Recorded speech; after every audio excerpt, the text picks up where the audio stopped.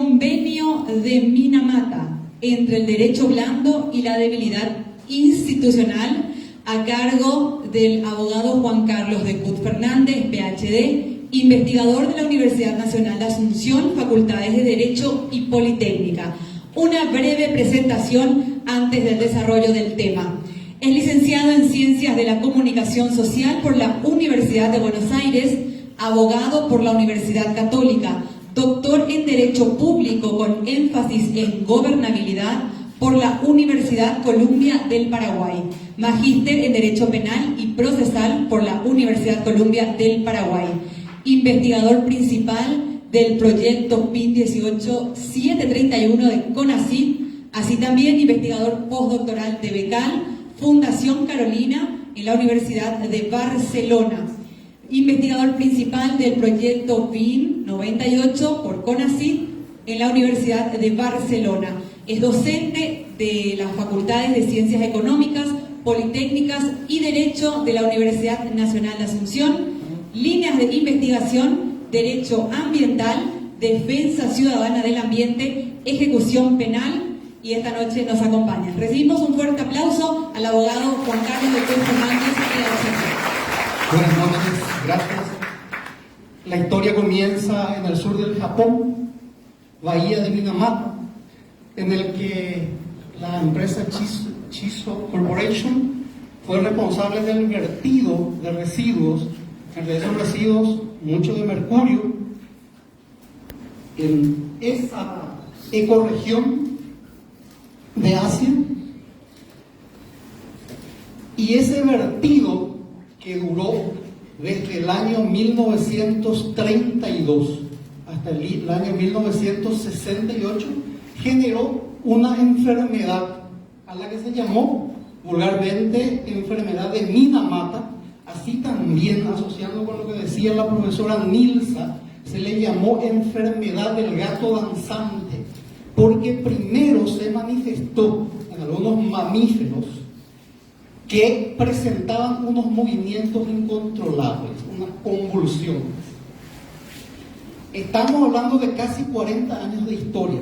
Por eso, cuando hablamos de las futuras generaciones en el ámbito del derecho ambiental, es muy importante darle contenido. ¿Por qué razón? Las madres no presentaban ningún síntoma. ¿Quiénes presentaron síntomas? Los hijos. Se hizo muy famoso un fotoperiodista, Eugene Smith. Se puede ver la película El fotógrafo de Minamata. También importante destacar a su esposa, Ellen Smith, que era nativa del lugar, de ese lugar del Japón. Una de las películas también está la película Minamata. Sugiero también la serie 11th Hour, que creo que en América Latina y España está traducida como El Último Recurso. El capítulo 14 de esa serie se llama Minamata. Los audiovisuales nos permiten, además que son audiovisuales con muchas películas y series con mucha rigurosidad científica, ¿perdón? 14. Capítulo 14, y se titula luego Minamata.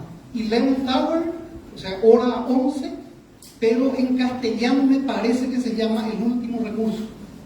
Para película Minamata y El fotógrafo de Minamata. Y muchísimos documentales. Bueno, técnicamente la enfermedad de Minamata o la enfermedad del gato danzante se llama síndrome fetal de metilmercurio, por todo lo que ya explicaba la experta. Por lo tanto, no me detengo en esos aspectos técnicos. Lo que sí, voy a leer algunos artículos importantes. No les voy a cansar con artículos, simplemente me voy a detener en el artículo 7, que es el que refiere a la pequeña minería artesanal. Dice, en primer lugar, el antecedente, que es la decisión 25.5 del Consejo de Administración del Programa de las Naciones Unidas para el Medio Ambiente. Ese es el antecedente jurídico de lo que después se llamó Convenio de Minamata y que para el Estado paraguayo es la ley 6.036 del año 2018. Importante un poco analizar la cronología. El convenio es del año 2013. Para gran parte del mundo entra en vigencia en el 2014. El Paraguay lo incorpora al ordenamiento jurídico nacional en el año 2018, recién. Y ahí hay una cantidad de reportes trianuales que tiene que generar el Paraguay que no está cumpliendo. Y disculpen porque vamos a tener algo de plagueo en ese sentido. Artículo primero. El objetivo del presente convenio es proteger la salud humana y el medio ambiente de las emisiones y liberaciones antropógenas de mercurio y compuestos de mercurio. Pequeña aclaración histórica. Las demoras burocráticas no son solo paraguayas, consuelo de todos, porque si bien el Japón ya corroboró este síndrome en el año 1953, comenzó a adoptarse medidas en el año 1968, y la primera sanción judicial se dio en el año 1993. Presupuso una indemnización de poco más de $1 millón. Fueron afectadas en esa primera etapa directamente 111 personas, 400 tuvieron efectos neurológicos, porque sobre todo es neurológico el impacto. Mismo proceso se observó en Irak, en Colombia, en Bolivia, que son los países que se animan a publicar datos. Ahí también hay muy poca transparencia, que es algo que busca el convenio de Minamata. Objetivos claves: eliminar productos con mercurio, termómetros, pilas, cosméticos. Y gracias a la presentación, a la preparación de esto, me enteré que hace como 20 años los odontólogos ya no usan la amalgama de mercurio. En el año 2011 nos fuimos, Andrés Colmar Gutiérrez por el diario Última Hora y yo por el diario ABC, a cubrir este tema, y uno de los mineros mostraba su frasquito de uso odontológico. Esto nomás es lo que usamos acá. Bueno, la investigación nos demuestra que no es eso nomás lo que se usa por ahí. Regular la minería aurífera, artesanal, y proteger poblaciones vulnerables. El convenio tiene 5 anexos. Por ahora nos interesa el anexo C. Las medidas que figuran en el presente artículo 7 y en el anexo C se aplicarán a las actividades de extracción y tratamiento de oro artesanales y el mercurio para extraer oro de la mina. Y el convenio creó una conferencia de partes, de la cual forma parte el Estado paraguayo, que es como la máxima autoridad. Esa conferencia de partes tiene una secretaría, que es el Comité de Aplicación y Cumplimiento, y ordena que cada parte adopte medidas para reducir, eliminar, ¿qué cosa? Uso de mercurio y compuestos de mercurio, emisiones, liberaciones de mercurio en el medio ambiente provenientes de este tipo de actividad. Cada parte, es decir, Estado paraguayo y copartes, elaborará y aplicará un plan de acción nacional de conformidad con el anexo Yareco, o ILA plan. Después vamos a hablar de los peros. La idea es clasificar un poco esta charla en qué tenemos, qué no tenemos, qué no tenemos, qué podemos, hacia dónde podemos orientar este proceso. Recopilación de información sanitaria. El Ministerio de Salud y el MADE están representados en lo que es el Comité Nacional de Mercurio, que tenemos también como figura. Formación de los trabajadores sanitarios, fomento de la sensibilización a través de las instalaciones sanitarias. En esa época, en mi época de periodista, le preguntaba a la médica de la APS de Paso Llobay: ¿ves algún tipo de síntoma? Y me hablaba de manchas en la piel, me hablaba de algunas cuestiones, que, bueno, lastimosamente tengo más evidencia de Japón que de Paraguay. Bueno, en ese tema de sintomatología sí, me parece muy importante esa serie de pruebas que nos estuvo compartiendo en la Semana Social en septiembre la doctora Laura Flores, a partir de las pruebas de orina y por supuesto toda esta evidencia que vamos generando. ¿Qué compromisos asume el Paraguay como parte de este convenio? En primer lugar, un inventario de las emisiones de las fuentes pertinentes. Fijar valores límites de emisión. Fijar valores límites de liberación. Establecer una metodología para la preparación de los inventarios de emisión. Sin metodología no podemos medir. El artículo 12 habla de los sitios contaminantes y exige el convenio la identificación y caracterización de los sitios. Yo creo que tenemos suficiente caracterización con la evidencia que estamos socializando y apelamos un poco a la capacidad de escucha del MADE, del Ministerio de Salud. La participación del público en el derecho ambiental es fundamental. Me parece demasiado obvio, pero lastimosamente tenemos que destacar la participación, mi participación, la de mi familia, en la gestión ambiental, por ejemplo, del agua del río Tericuarimí, que consumo a través de las aductoras de la ESAP, por ejemplo. Y tendría que tener acción directa. Y ahí tenemos un sistema jurídico sumamente individualista, liberal, que nos traba en la posibilidad de acciones concretas. Y también intereses socioeconómicos y políticos que impiden la aprobación de normativas que nos puedan permitir una incidencia directa. La evaluación de riesgos, opciones para gestionar los riesgos que plantean los sitios contaminantes.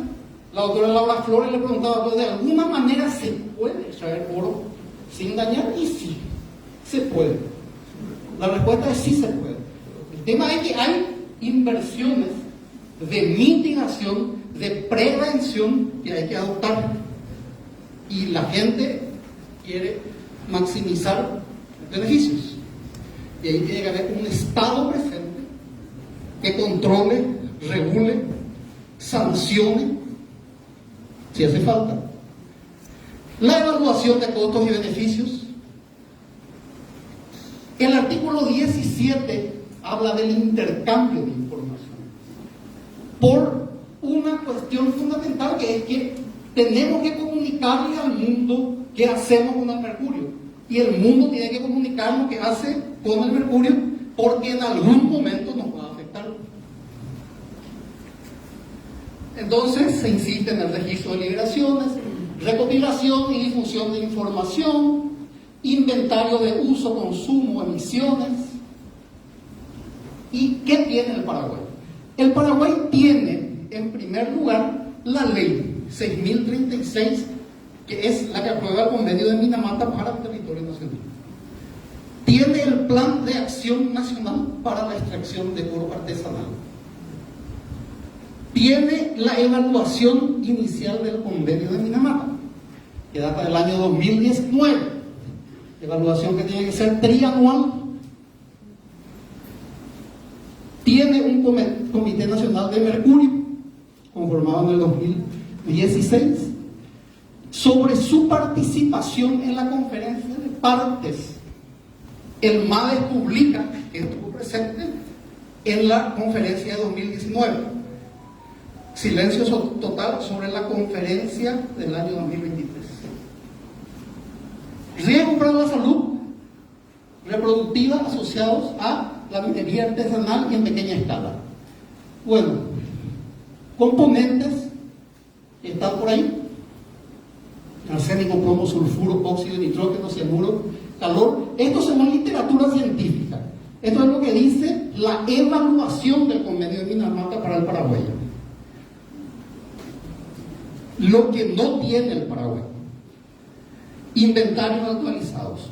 La evaluación del convenio de Minamata para el Paraguay menciona datos del año 2014 sobre mercurio.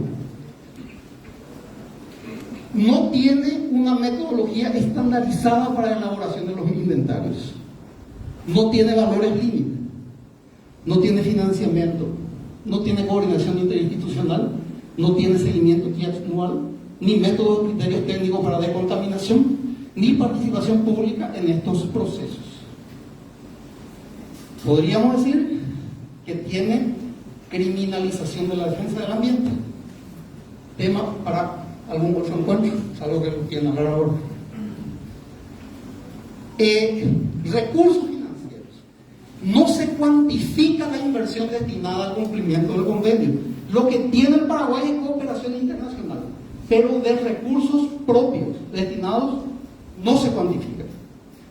Informes oficiales. La evaluación inicial de 2019 es el documento más actualizado, 6 años. Se habla como logro de la creación del Comité Nacional del Mercurio, pero con deficiencias técnicas y de recursos. Paraguay muestra avances normativos, tenemos leyes y tenemos muchas leyes. Otra cuestión que con un grupo de investigación estamos trabajando mucho es de la dispersión normativa de lo ambiental. Tenemos muchísimas leyes, muchas veces orientadas por compromisos internacionales. Sin embargo, se tratan dispersamente. ¿Por qué? Porque el paradigma de interpretación de nuestros jueces es el modelo civil individual, no el modelo colectivo, ni el modelo pro natura, ni el modelo pro persona en función del derecho ambiental. La evaluación inicial del convenio de Minamata tiene esta deficiencia: no dispone de datos oficiales sobre residuos, y los consultores del proyecto de la evaluación inicial del convenio de Minamata comprobaron la utilización de mercurio a través de consultas con expertos, talleres y visitas de campo. Bueno, esto antes de esta investigación que se está difundiendo. Pero hablamos de información generada desde instituciones oficiales. Bueno, el ingeniero Irala ya mencionaba la identificación de mercurio en peces, agua, pobladores. Síntomas neurológicos, dice un reporte de Alter Vida y una organización de la República Checa que se llama Arnica. El MADES promueve la sustitución del mercurio por cianuro, pero persiste su uso informal. No hay un control efectivo de importaciones, si bien está prohibido desde el año 2020. ¿Sí?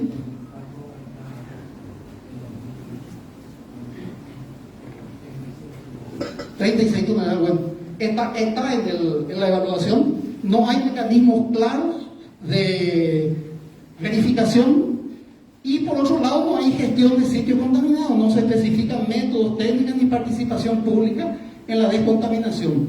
En cuanto a salud pública, se evaluaron 100 mineros en 2018, pero no hay programas continuos, o sea, no hay vigilancia sanitaria comprometida con este tema. Algunos instrumentos legales para exigir el cumplimiento. Una vía, pienso yo, el amparo. Solo que en nuestro marco jurídico el amparo es riesgoso. Tú ya perdés. Bueno, la ley 6036 es una ley de cumplimiento imperativo que puede fundamentar acciones. La ley de libre acceso ciudadano a la información pública, es muy importante usar esta herramienta. O sea, tenemos miedo porque nos frustra que no responden, dejan pasar el plazo. Pero yo conozco casos, el tema de las quemas en el Chaco, por ejemplo, que tuvo respuesta gracias a que la gente se animó a usar el sistema de acceso a información pública. Recursos administrativos, denuncias ante el MADES, Ministerio de Salud. En las vías internacionales podemos hablar de la Relatoría Especial de la ONU para casos de violaciones de derechos humanos por minería.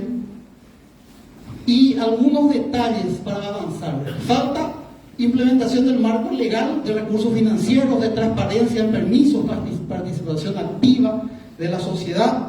Se siguen concediendo licencias sin evaluación de impacto ambiental.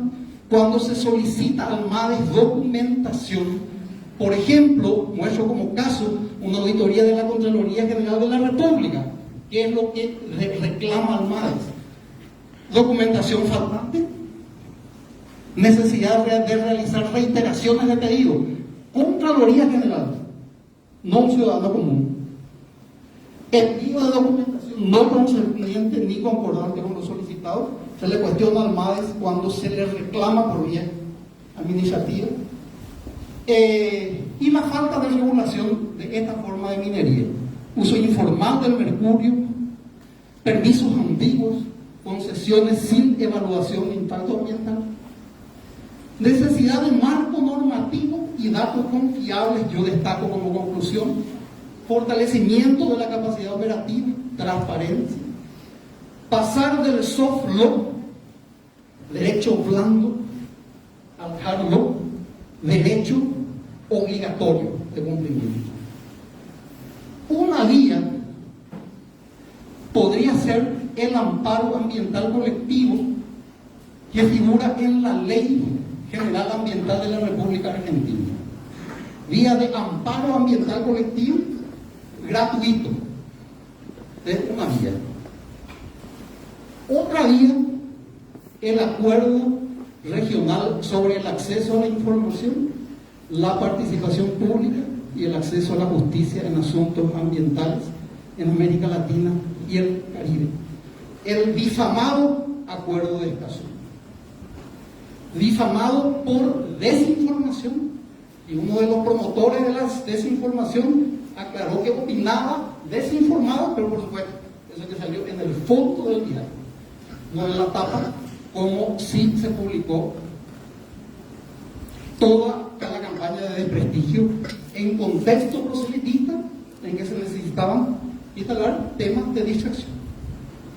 Me animo a hablar de esto porque tenemos evidencias científicas, tenemos leyes, tenemos acuerdos internacionales, tenemos ciudadanía consciente. ¿Qué es lo que no tenemos? Institucionalidad consolidada y una gran asimetría en la lucha. Y uso este término que ya no es científico, que es político. La ciencia política tiene mucho que ver en este asunto, pero ciencia política como disciplina encaminada a cuestionar cómo están las cosas en nuestro país. Chico Méndez, ambientalista brasileño, asesinado durante el gobierno de Collor de Mello, decía: ecología sin compromiso social es jardinería. La verdad que yo le agradezco mucho al ingeniero Irala por invitarme, por liderar este equipo, por convocarnos a este espacio. En este espacio cada año se organiza un congreso de economía en el que vienen altas autoridades del Banco Central y del Ministerio de Economía y Finanzas a hablar de lo bien que está el país macroeconómico. Bueno, desde afuera de la universidad, con presencia de una representante institucional, entre tantos posibles, estamos hablando de defensa del futuro guaireño gracias a la pastoral social. Gracias.